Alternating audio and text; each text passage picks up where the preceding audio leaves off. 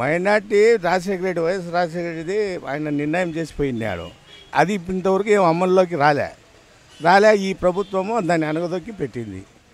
కాబట్టి మైనార్టీకి ఏం లేదు. మొత్తానికి ఈ ప్రభుత్వంలో మైనార్టీలకి న్యాయం జరగలేదంటారు. అంటే జగన్మోహన్ రెడ్డి గారు వస్తే బాగుంటుందని మీ అభిప్రాయం? ఇంకా ఇప్పుడు ఆయన కుమారుడు కాబట్టి ఆయన చేసే పనులు ఈయన అమలు పరుస్తాడు కదా. మొత్తానికి ఆయన పథకాలను కానీ ఆయన పనులు కానీ ఈయన మాత్రమే చేయగలడు అంటారు. చేయగలుగుతాడని ఆయన జగన్మోహన్ రెడ్డికి మేము అందరం కొద్దిగా అనుకూలంగా ఉన్నాం. ఓకే, ఈసారి జగన్మోహన్ రెడ్డి గారికి ఎన్ని సీట్లు వస్తాయనుకుంటున్నారు సార్ మీరు? అంటే లాస్ట్ టైం 67 అట్లా వచ్చాయి. ఈసారి జగన్మోహన్ రెడ్డి గారికి ఎన్ని సీట్లతో గెలిపించాలనుకుంటున్నారు? ఎన్ని సీట్లు అంటే ఇంకా అది ఆయన ప్రజా ఆదరణ, దాని గురించి మేము ఏం లేదు. కొంతమంది ప్రజలందరూ ఆయన యువకుడు, ఆయన ఎన్ని దండిగా ప్రోత్సాహంగా చెప్తున్నాడు.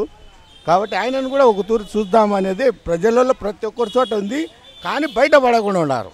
ఓకే, మొత్తానికి ఎన్నికలు దగ్గర పడ్డప్పుడు మాత్రమే మీరు ప్రజానీకం అంతా ఏంటి మా అభిప్రాయం అనేది తెలియజేస్తారు. ఆదరణ తెలుగుదేశం వాళ్ళు కూడా లోపల ఏముంది ఆదరణ.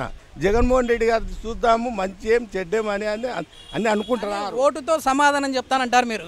అది లోపల వాళ్ళు ఏం చెప్తారో ఏం లేదో అది లోపల వాళ్ళకి తెలుసు, వీళ్ళకి తెలుసు. సార్, ప్రజెంట్ పాలిటిక్స్ పైన మీ ఒపీనియన్ ఏంటి? మా ఒపీనియన్ ఏముందబ్బా, చెప్పే మాటలకు చేసే పనులకు పొంతన లేదు. ఇప్పుడు జనసేన తరపు నుంచి ఇక్కడ ఎవరన్నా ఉన్నారంటారండి? ఇక్కడ జనసేన తరపున ఎవరు లేరు.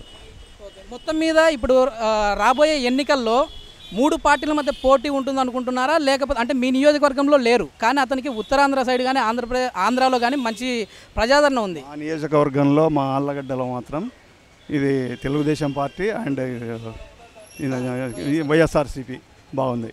ఇప్పుడు ఎవరు అధికారంలోకి వస్తే బాగుంటుంది అనుకుంటారు? పైన ఎవరు అధికారంలోకి వచ్చారంటే పైన జగన్ వచ్చేనే బాగుంటుందేమో అనుకుంటున్నాను నేను. ఓకే, అంటే ఈ కొత్త రాష్ట్రానికి అనుభవమైన నాయకుడు వచ్చాడు, ఏమీ చేయలేడు. ఏం చేసినాడు? ఏం చేయలే. చెప్పే మాటలకు చేసే పనులకు అసలు పొంతనే లేదని చెప్తాను నేను.